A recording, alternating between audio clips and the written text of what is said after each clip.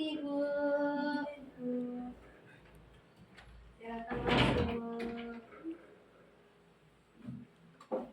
Duduk. Ya, ada yang bisa saya bantu Ibu? Jadi gini Bu, ini kemarin 1 hari yang lalu saya baru lahiran dari anak pertama saya. Nah, berat badan anak saya ini 3.300 gram dengan panjang 48 cm. Nah, ini suka sering lewat gitu Bu.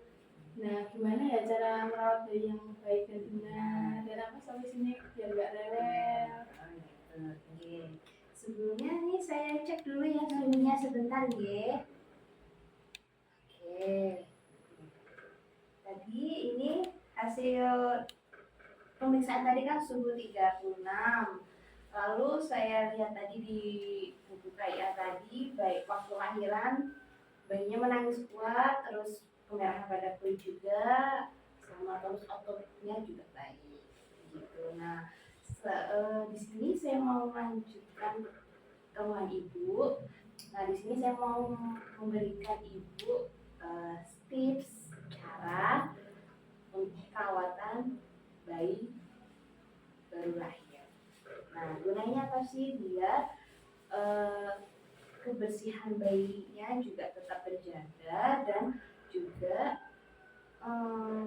perawatan ini harus selalu dekat dengan perlekatan ibu.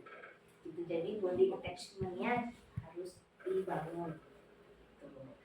Nah, ini seperti biasa namanya bayi baru lahir, fokus utamanya makan dan minum pada ASI eksklusif selama 6 bulan. Nah, memberikan ASI itu paling sedikit 8 hari sehari. Kalau bisa, kalau bayinya minta ASI juga harus diberikan. Gitu. Lalu kenapa sih harus sering-sering diberikan ASI? Itu untuk merangsang produksi ASI itu produksinya lebih banyak, lebih lancar juga. Gitu. Nah, lalu gimana sih cara menjaga kebersihan, lalu menjaga kehangatannya? Itu yang pertama tentu perlu dengan kontak fisik antara ibu dan bayi, misalnya dengan sentuhan atau misalnya dengan langsung dipeluk kayak gitu. Lalu kalau bayi momok diletakkan itu diletakkan di tempat yang bersih dan juga harus yang kering. Lalu menggunakan pakaian yang lembut, yang hangat, kering dan bersih juga. Nah, apabila popoknya itu penuh, segera diganti. Lalu selimutnya kalau tadi dirasa kotor harus diganti juga. Gitu. Lalu apabila nanti kakinya adik dingin, dikasih selimut atau dikasih kaos kaki yang seukuran adik. Gitu.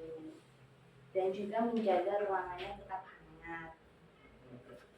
Nah, posisi tidurnya yang pertama itu harus berdekatan dengan ibu, harus tidur seranjang. Lalu jam tidurnya kalau bisa di bawah kelambu. Kenapa di bawah kelambu? Untuk menjaga biar tidak ada nyamuk ya. Kalau misalnya itu kan kulit bayi kan kalau kena nyamuk ada digosok-gosok gitu, ternyata bisa membuat kulit bayi itu rusak kalau digosok-gosok gitu. Lalu tidak boleh terkena baby oil juga kalau kulit bayi. Posisi bayinya kalau pas tidur itu bisa terlentang atau miring. Lalu untuk perawatan tali pusatnya, tali pusatnya itu pertama sebelum melakukan perawatan mencuci tangan dulu, mencuci tangan itu sampai bersih, bagus. Nanti sesudahnya juga harus cuci tangan biar tidak ada kuman yang dibawa dari bayi ke ibu. Nah, kalau bisa untung tali pusatnya jangan dibungkus itu, dan juga jangan dioleskan cairan tali pusatnya. Lalu popoknya itu dilipat di bawah untung tali pusatnya. Lalu luka lipatan tali pusatnya harus dijaga tetap kering dan bersih sampai sisa tali pusatnya nanti mengering dan keluar terlepas dengan sendirinya. Lalu jika untung tali pusatnya kotor, itu dibersihkan dengan air hangat, lalu dikeringkan dengan kain bersih. Lalu tanda-tanda infeksi pada tali pusat itu apabila kemerahan pada kulit sekitar tali pusat, lalu muncul adanya nanah yang berbau. Lalu jika ada infeksi tersebut yang saya sebutkan tadi, langsung dibawa ke rumah sakit ya, diberikan pertolongan pertama. Lalu ibu juga harus mengukur suhu bayi. Nah, ini untuk mengukur suhu bayi ini dengan menggunakan termometer digital. Nah, ini caranya itu dia di bawah ketiak ibu. Itu biar kenapa? Biar suhu panas bayi itu kan berada di ketiak. Kalau misalnya di sini dia kurang bisa mengindikasi suhu tubuh bayinya. Jadi yang paling besar suhunya itu ada di bawah ketiak sih. Nah, yang ibu juga harus mengetahui tanda bahayanya pada bayi. Nah, tanda bahayanya apa aja sih?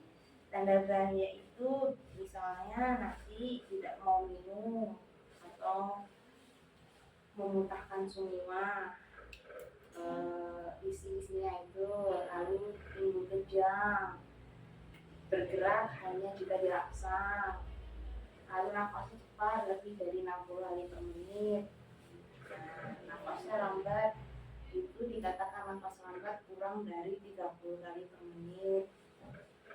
Lalu tarikan dinding dadanya dalam, jadi saat dia nafas ini kelihatan tulang rusuknya. Lalu merintih, teraba demam, teraba dingin, nanah yang banyak di mata, lalu pusarnya kemerahan, diare, lalu di telapak tangan dan kaki itu berwarna kuning. Nah, apabila tanda yang saya sebutkan tadi terjadi pada adik, segera dibawa ke rumah sakit. Begitu penjelasannya. Ada yang ditanyakan dari penjelasan saya? Sudah itu sudah jelas. Sudah jelas ya. Jangan lupa nanti kalau saya ada tanda-tanda bahaya segera dibawa ya. Ya, siap Ibu. Terima kasih ya Bu atas informasinya. Mari Bu. Iya, terima kasih.